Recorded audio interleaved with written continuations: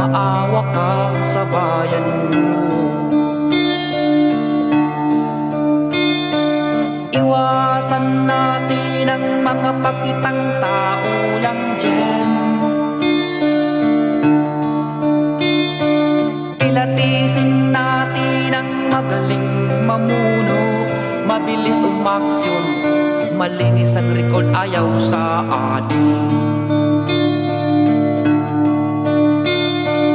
Punong barangay man o presidente ang kanyang tinatakbuhan, piliin natin ang hindi magnanakaw.